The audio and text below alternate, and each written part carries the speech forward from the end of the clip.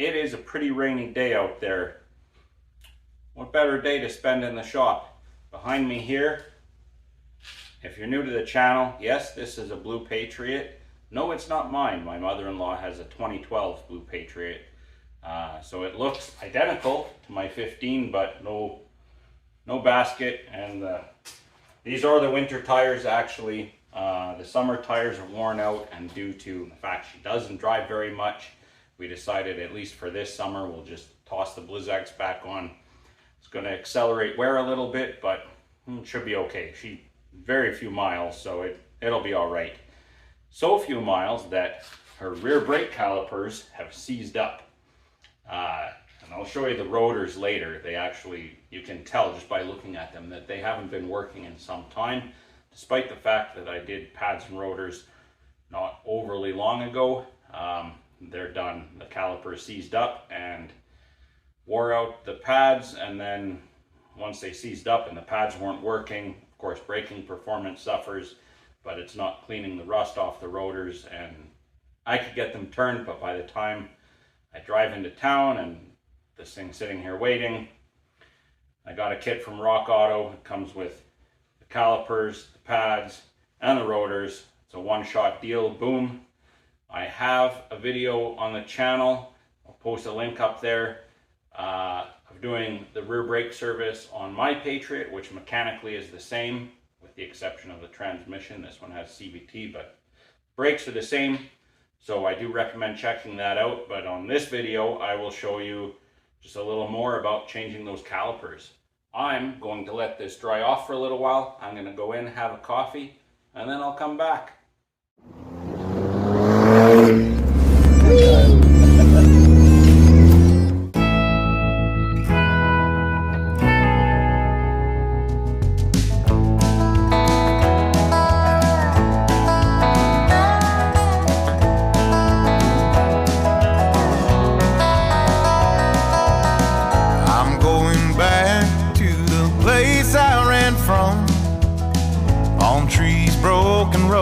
Desert dust bowl song, where the billman will call you almost every week.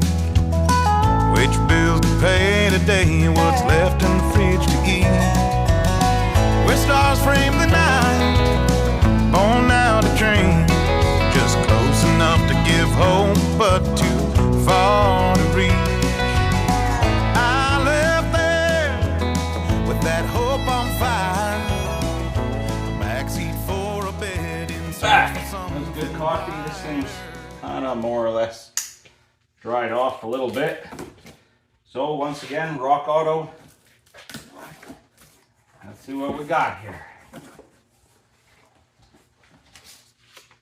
Invoice. Yeah. This is the Ray Bestos kit. So a couple of rotors. Should be the 262 millimeter ones. Only the limiteds have the 302 millimeter.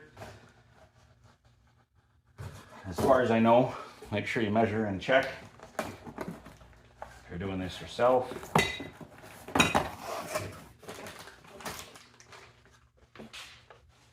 One rotor. Oh, there's the other one. Whoa, and they really hooked us up this time with two magnets. So Top Tech's gonna get one of those. He'll like that.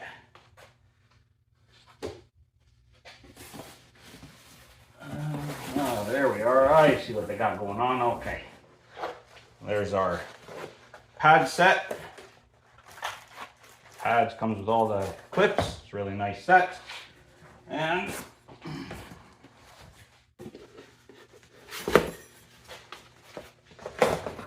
logic would suggest that this is a caliper, which also comes with clips. They are reman, so the old ones have to go back for core, but that's okay.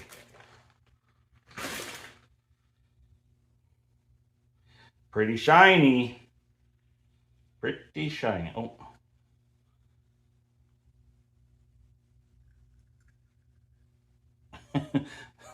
That would have made a funny noise. All right, good.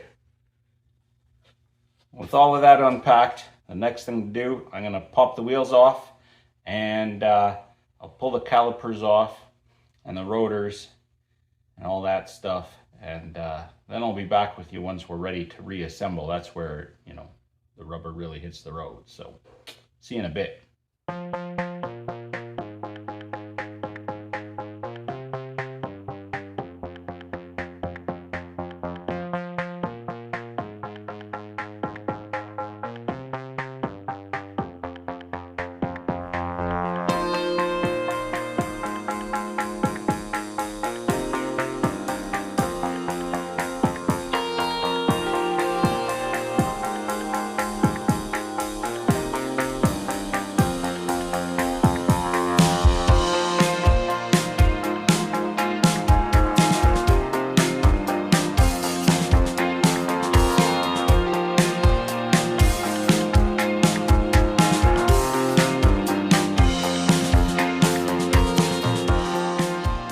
Even the really seized side, but look at this rotor. Look how dark that is. That hasn't been swept by pads in quite some time.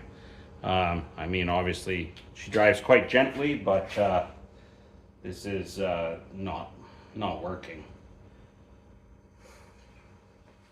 So with the new rotors being not coated, I mean, you can buy coated rotors and they're really nice. In this case, the kit did not come with coated rotors.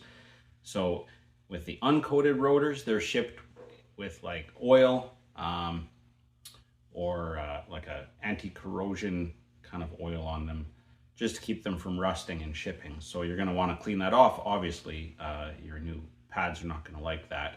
I took the opportunity while they were cleaned just to mask off the swept surface of the rotor and just give the center portion where inside it contains the park brake mechanism just a quick coat of engine paint, just a metallic gray, because I have found in the past that those rust pretty quick and they look pretty unsightly behind any kind of open wheel. So while that's drying, that gives us a chance to load up this caliper. Make sure you pay attention to the correct side so your bleed screw can go on the top or the bottom.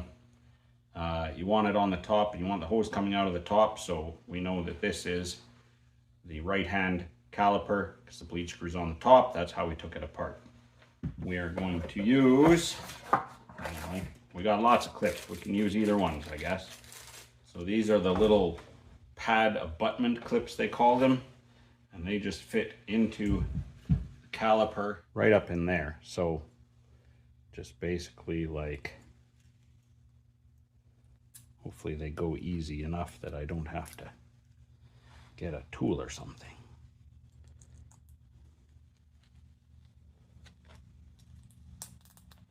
There we go.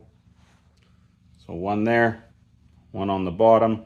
The third clip is actually going to go on our pads. It's our squeaker to let us know that we're nearing the end of our life on the pad. They've given us no brake lube.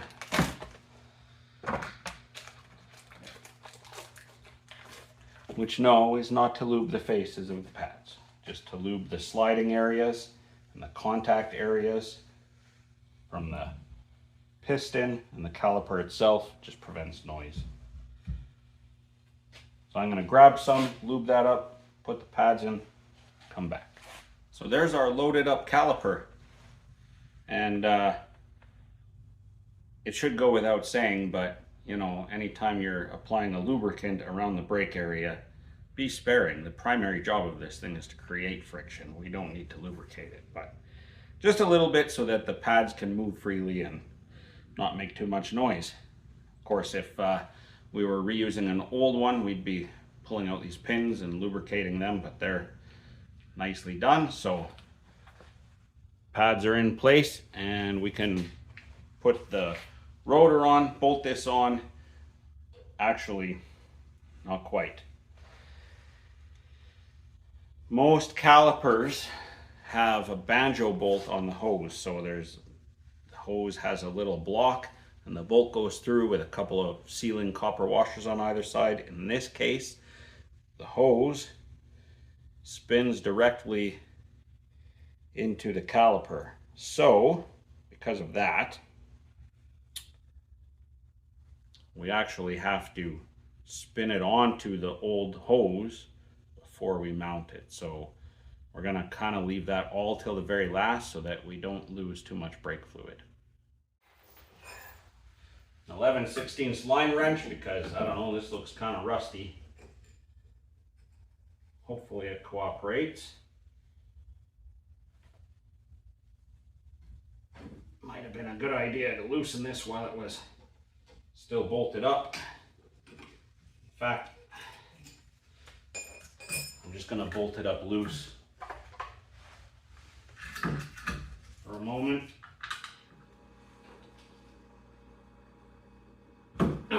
Okay, there.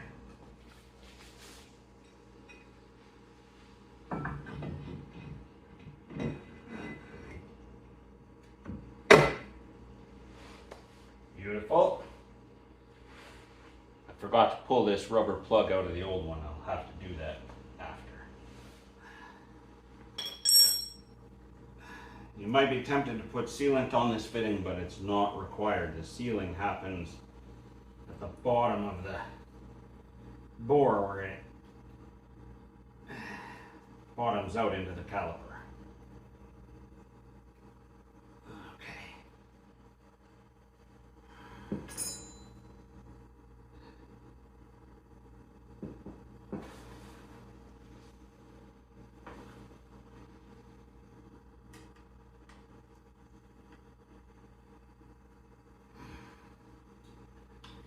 Ow! Oh, that hurt. Trying to be fast, trying not to get brake fluid everywhere.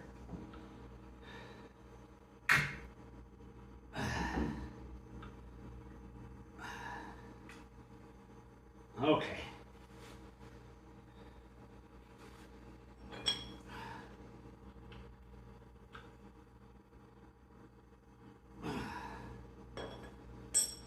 I think on the other side we're going to do it just a little bit differently maybe, but let me go get a rag and wipe that up. Little blue Loctite, not going to hurt anything.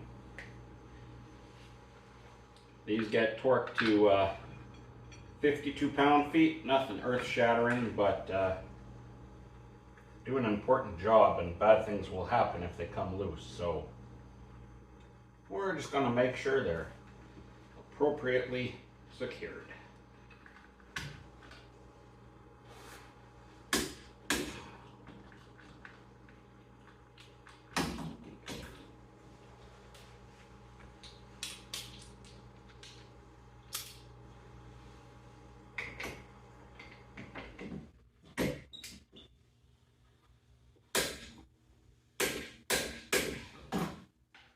Well, maybe you've seen me do this before, but I'm actually going to use this vacuum pump to slurp the air out of this caliper. It's not really the sort of usual way that it's done, but I've done it before, and it works quite nicely actually.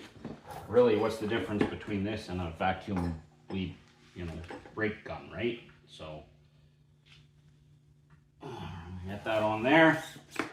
Some vacuum going in here.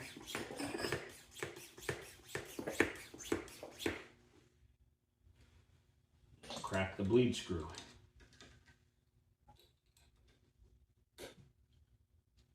Now I'm going to go push the brake pedal to squish the pads out. We'll just keep going until no more air comes out. Well, that worked awesome. So one side is done. Put the wheel on.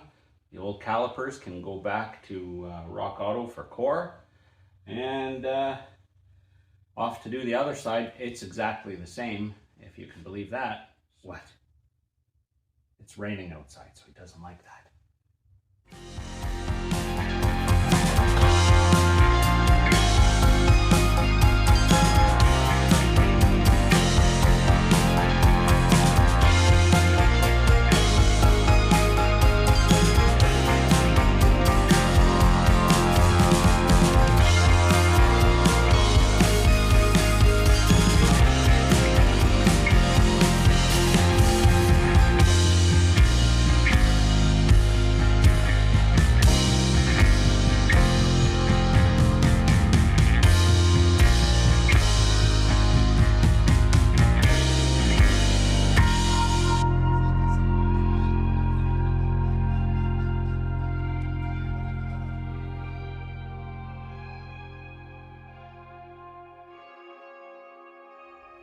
So because we have no swivel here, or banjo, this line has actually ended up with a pretty good twist in it once it's tight. That's not good for the hose, and it's not going to stay tight very long. So we're just going to loosen it here at the fitting and then at the pass-through fitting, just so that it can turn a little bit and kind of get back into position.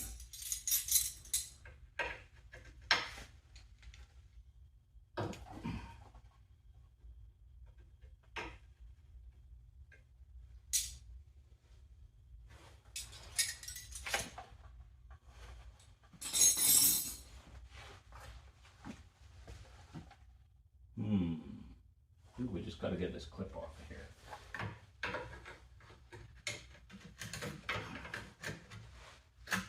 There we go. What's that? A 17 maybe? Yeah.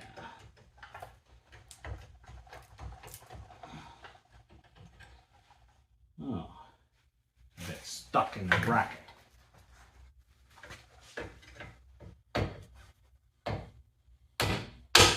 There we go.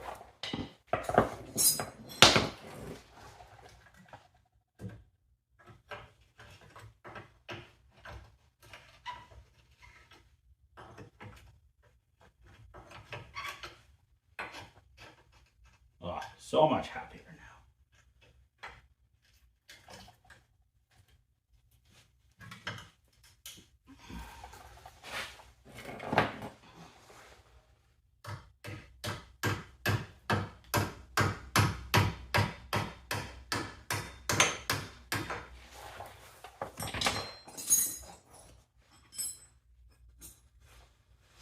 Well,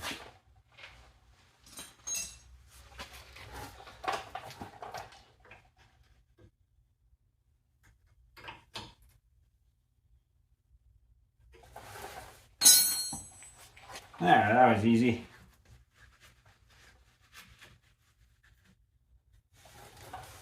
Great. Just have to bleed it. And with that, there's only 2 things left to do. Well, okay, there's 4 things left to do. Put the wheels back on, set it on the ground. Top up the brake fluid. Take it for a test drive. I'm going to get the last thing out of the way right now, though. I promised Junkyard Necromancer, 6% recycled, picking with pickle. I promised a few of you guys that I would show you my tiny blue-headed hammer. Isn't that just the cutest little thing?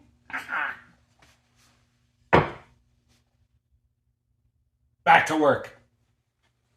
Well, rather embarrassingly, I don't have any brake fluid. I normally just have some around, so I didn't even think to look. Lots of power steering fluid, 3 different kinds, no brake fluid. So if I did, I'd be putting it in here until it was at the full line, which is down here. Now we actually are well above the add line, so it's safe to drive, but nevertheless, when I go pick up Top Tech from daycare, I guess I'll be making an extra stop, and then we can top this up after, and that'll be that.